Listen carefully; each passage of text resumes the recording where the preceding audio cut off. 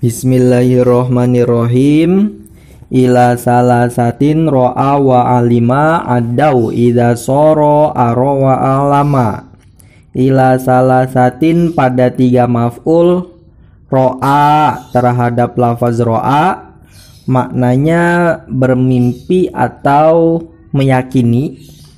Wa alima dan lafaz alima maknanya meyakini. Addau memuta'adikan siapa ulama. Idza soro ketika menjadi apa ro'a dan alima. Itu aro lafaz aro maknanya membuat yakin. Wa a'lama dan lafaz a'lama sama artinya membuat yakin. Wa ma limaf'ulai alimtu mutlaqo lisani wasalisi aidon hukiko. Wa ma bermula hukum limaf'ulai alimtu yang dimiliki 2 maf'ulnya lafaz alimtu. Alimtu maknanya meyakini siapa aku. Mutlakon secara mutlak. Lisani pada maf'ul yang kedua. Wasalisi dan maf'ul yang ketiga. Aidon juga. Itu hukiko ditetapkan apa ma. Pertama, maksud dari ila salasatin ro'a wa alima adalah lafaz ro'a yang bermakna meyakini dan lafaz alima yang bermakna meyakini. Dia kan punya 2 maf'ul. Nah, kalau seandainya diikutkan wazan af'ala sehingga ro'a menjadi aro dan alima menjadi a'lama, maka keduanya memiliki 3 maf'ul. Ditambahkan 1 maf'ul lagi. Ya, ro'a dan alima yang memiliki 2 maf'ul karena mereka termasuk af'alul qulub yang memiliki makna yakin. Kalau seandainya diikutkan wazan af'ala sehingga menjadi aro dan a'lama, maka mereka memiliki 3 maf'ul. Ditambahkan 1 maf'ul. Ya, maf'ul yang pertama ini dijadikan maf'ul yang kedua, maf'ul yang kedua dijadikan maf'ul yang ketiga, dan fa'il dijadikan sebagai maf'ul yang pertama. Nih, contohnya seperti alima Zaidun amron muntolikon. Alima meyakini siapa Zaidun Zaid, amron terhadap amr, muntolikon akan seseorang yang pergi. Nah, alima yang memiliki makna yakin ini kan punya 2 maf'ul. Zaidun ini fa'ilnya, amron adalah maf'ul pertama, muntolikon adalah maf'ul yang kedua. Ketika alima diikutkan wazan af'ala sehingga menjadi a'lama, maka fa'il menjadi maf'ul pertama, maf'ul pertama menjadi maf'ul kedua, maf'ul kedua menjadi maf'ul ketiga, sehingga alima Zaidun amron muntolikon jadinya adalah a'lamtu Zaidan amron muntolikon. A'lamtu membuat yakin siapa aku, Zaidan terhadap Zaid. Nah, ini maf'ul pertama yang dimana Zaidan ini asalnya adalah fa'il. Kemudian amron terhadap amr. Nah, ini maf'ul kedua yang dimana asalnya adalah dia menjadi maf'ul pertama. Muntolikon akan seseorang yang pergi. Nah, ini maf'ul ketiga, asalnya dia adalah maf'ul yang kedua. Begitu, tinggal digeser aja gitu. Kalau seandainya alima diikutkan wazan a'lama, maka fa'il dari alima dijadikan maf'ul pertama, maf'ul pertama dari alima dijadikan maf'ul kedua, dan maf'ul yang kedua dari alima dijadikan maf'ul ketiga. Gitu. Nanti untuk contoh ro'a tinggal disamakan. Semisal ro'a Zaidun amron muntolikon, secara makna sama. Ro'a meyakini siapa Zaidun Zaid, Amron terhadap Amr, muntolikon akan seseorang yang pergi. Kalau diikutkan wazan af'ala jadinya aro itu membuat yakin siapa aku, Zaidan terhadap Zaid, Amron akan Amr, muntolikon akan seseorang yang pergi. Tinggal disesuaikan saja. Kemudian wama limaf'ulai alim tu mutlaqo lisani wasalisi aidun hukiko, itu maksudnya dua maf'ulnya lafaz alima atau dua maf'ulnya lafaz ro'a. Ya, kalau dalam contoh ini berarti alima Zaidun Amron muntolikon. Dua maf'ulnya alima itu berarti lafaz Amron dan lafaz muntolikon. Mereka punya hukum. Dua maf'ul dari lafaz alima ini punya hukum yang telah disebutkan dalam bab zona dan teman-temannya. Di antaranya adalah wajib taklik ketika memenuhi syarat. Kemudian boleh ilgho ketika memenuhi syarat. Atau hukum berupa mereka tidak boleh dibuang kecuali ada petunjuk pembuangan mereka. Ya.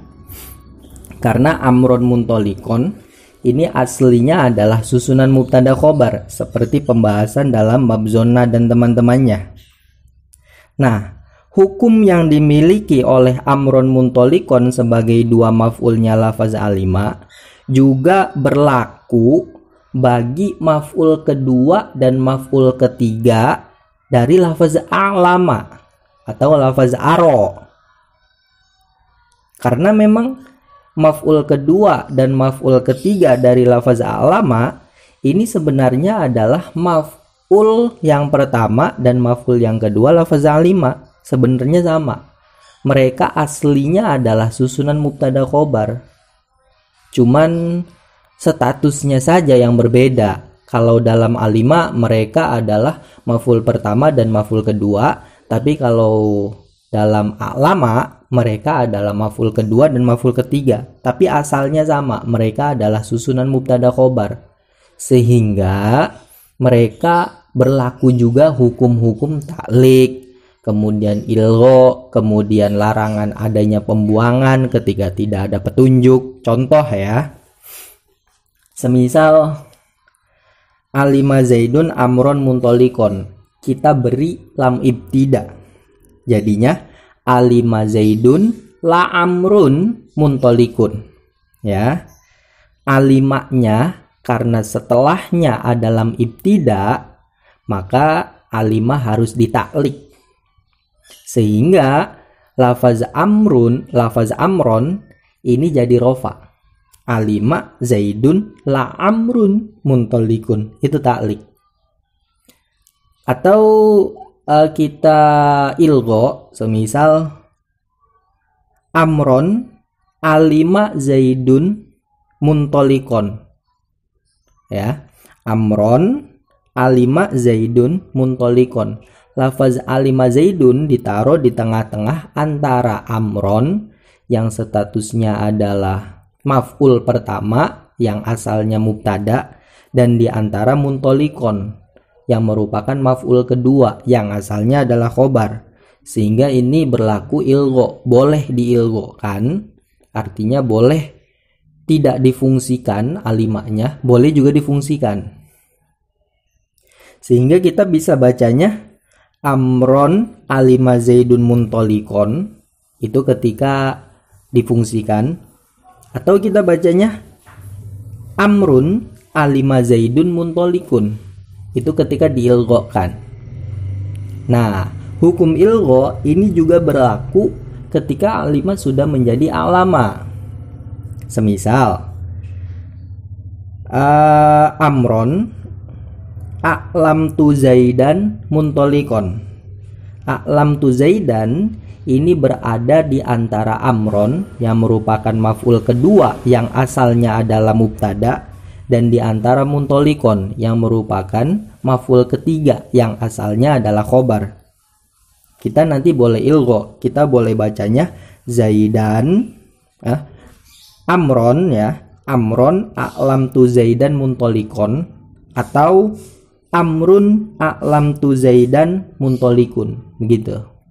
Dan hukum-hukum lain yang seperti taklik kemudian boleh dibuang ketika ada dalil dan seterusnya, itu hukumnya berlaku untuk maf'ul kedua dan maf'ul ketiga dari lafaz a'lama. Dan perlu diketahui ya bahwa ini ada sebuah indikasi pembahasan tentang fi'il lazim dan fi'il muta'addi. Jadi dalam pembahasan di sana nanti ketika fi'il diikutkan wazan af'ala atau diikutkan wazan fa'ala atau diberi huruf jar berupa yang faedahnya ta'diyah, maka ditambahkan maf'ul satu. Semisal asalnya fi'il lazim diikutkan wazan af'ala atau diikutkan wazan fa'ala atau ditambahkan huruf jar yang berfaedah ta'diyah, maka dia jadi punya satu maf'ul gitu.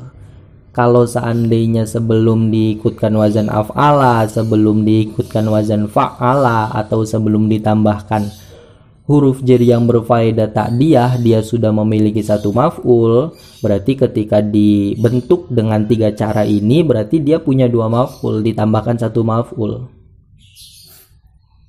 Atau asalnya dia punya dua maf'ul, seperti contoh ini ro'a dan alima, kan memang secara asal dia punya dua maf'ul. Kok diikutkan wazan af'ala, maka nanti ditambahkan satu maf'ul gitu, sehingga dia punya tiga maf'ul.